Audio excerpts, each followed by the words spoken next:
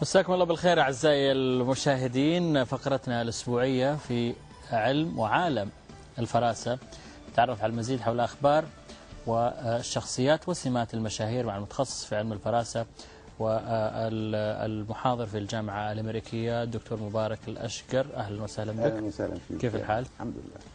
اليوم راح نبدأ بأهم الانتخابات الإيرانية اللي انتهت ولا زال فيها جدل. نبدأ بمقارنة بين المرشحين الرئيس الحالي أحمدي نجاد وضمن ذلك موسوي، ولكن خلينا نبدأ مع أحمدي نجاد.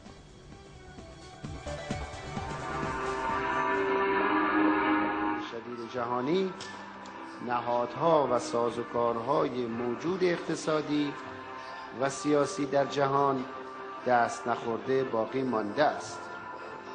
آیا واقعاً میتوان امید داشت که کسی از طریق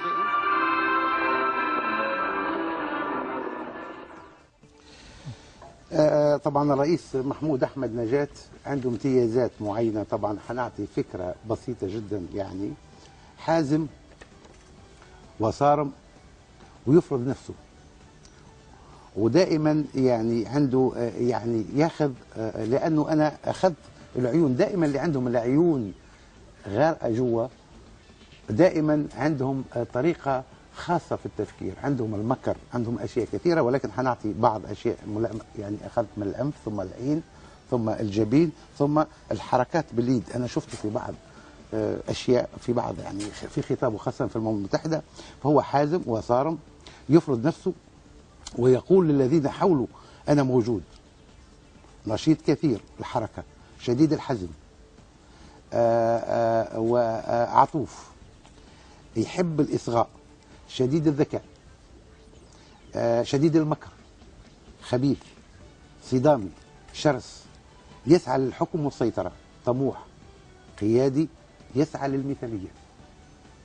زائد على ذلك فهو دائما يستعمل ايديه في الخطابات، اذا تشوفوا في بعض خاصة في الأمم المتحدة، والناس اللي عندهم النظرة هذه الحادة ودائما يستعمل عيونه هيك، يعني عنده كثير من بعض من الزعماء والرؤساء اللي عندهم النظرة هذه، فبيكونوا جدا حادين وقياديين. تشوفها برضو حتى في باراك أوباما، تشوفها في بعض من القادة يعني العسكريين، ولذا من الناس اللي هو. ثم بعدين النظرة الأمامية في بعض من الزعماء أو الرؤساء، ينظر وينظر تحت وينظر خلف وينظر شمال، هذا بيكون عنده وسواس. لكن هو لا، مباشرة يحدق مباشرة، ثم بيحاول بقدر الإمكان أنه ما يتهزش. حتى الحركات بإيده يحاول يستعمل القيادة، يعني الزعامة، الأشياء هذه. طبعا لا شك فيه، طبعا هذا على عجالة بالنسبة للرئيس أحمد نجاد. نعم، نروح إلى منافس الرئيس أحمد نجاد مير حسين موسوي الذي يحتل المركز الثاني، ولكن الآن قدم احتجاج لأنه هو يقول في تزوير في الانتخابات. نشوف مير حسین موسوی تویین.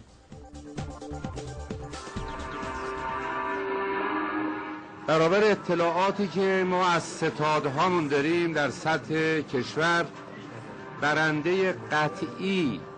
برنده قطعی با نسبت آرای بسیار زیاد.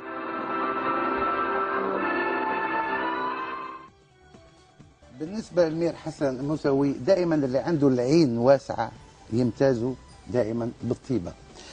هذه الطبع يجيد فن الإصغاء والإبداء الرأي، شديد جدا، يحب يعني الإثارات، يعني يحب الذات، طيب القلب. بعض الأحيان يحب العزلة، يعني يحب الانزواء. راح نعطيك ليش يحب الانزواء بالنسبة للدقن. أشوف الدقن ونسبة الجبين طبعا مربع.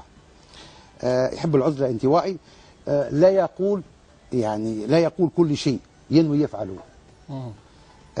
فعله يخضع للقيود، يعني يخضع للأوامر، يعني يتقاد وليس يقود مثل أحمد نجاد. الفرق ما بين هذا وذاك. طبعا يحب التغيير، دائما يحب التغيير. طبعا واضح الفرق ما بينه وبين أحمد نجاد هو القيادة. بالنسبة لأحمد نجاد عنده القيادة، عنده الزعامة، عنده المكر، عنده الخبث، قائد سياسي. هذا طيب القلب. حتى في حركاته في بعض خطابات شفته بيستعمل ايديه دائما منطويين كذا، ولكن هذا من الرجل اللي هو ما يقال عنه كل رجل عظيم وراءه امرأة. فهي زوجته كثيرة مؤثرة عليه يعني بالنسبة حتى على السلوك في الفراسة، يعني بتشوفه دائما هادي جدا، يحب يسمع ما يتكلمش كثير، طيب القلب. والله مشكلة هذه يا دكتور. يعني مثلا بعدين الواحد إذا كان أسد في الحروب ممكن يتحول إلى نعامة إذا تزوج مثلا. لا مو كلهم. إنه كيف ممكن تسيطر عليه؟ لا هي حتى أحمد نجاد يعني كان يحاول يضربه في زوجته أكثر. صح هو هذا صحيح. يعني أنا من خلال طبعا لو شفت أنت الأنف والإذن مثلا والمساحة طيب القلب، دائما اللي عنده مساحات العين طويلة عين كبيرة طيبين جدا وبسطاء. شايف الفرق ما بين أحمد نجاد والسيد مير مساوي، هو هذا الفرق. أنا يعني شخصيا كعالم يعني عندي تخصص في علم الفراسة أفضل القيادة لأحمد نجاد بقوة شخصيته كذا، صحيح عنده المكر صحيح عنده، لكن في طيبة القلب ويخلي الناس حواليه يحبوه كثير لأنه يحب البسطاء ويحب الفقراء، وهذا في من خلال العيون نتاعه لما تشوفه يعمل هيك. فزي الإنسان العاشق الولهان لما يعشق امرأة بيبدأ مذبال هيك ويبين طيبة، ولكن هو لا مكر. أو هذا هو الفرق ما بين أحمد نجاد والسيد مير. طيب نترك السياسة، نبتعد عن السياسة ونروح إلى الرومانسية وعالم الشعر. نذهب إلى الأمير الشاعر الأمير الدكتور سعود بن عبد الله، نتابع سويا.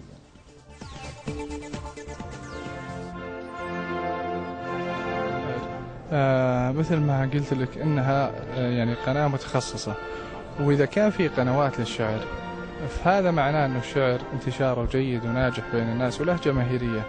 لكن ما أعتقد أنه هذا ممكن يعني أنه يؤثر على القنوات الأخرى، لكن جميل لكن أنفس صالح الشعر. شوف هنا أمير فعلا، شوف العين مساحة العين الكبيرة.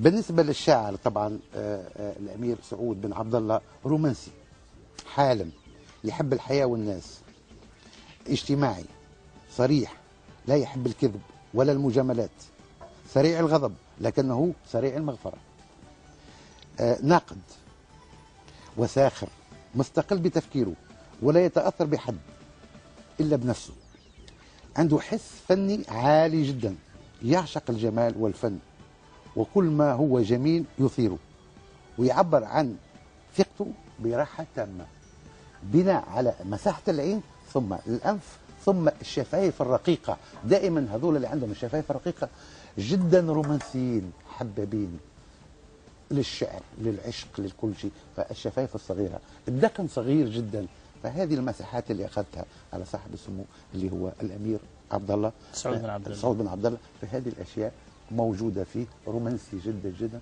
وفعلا وفنان وعالي جدا جدا، يغضب بسرعة لكن يتراجع على غضبه. نعم. على عجالة. نعم. حاولت بقدر الإمكان. أنا أتوقع إن شاء الله الأمير سعود وأنا بسميه قمر السعودية. نعم. هو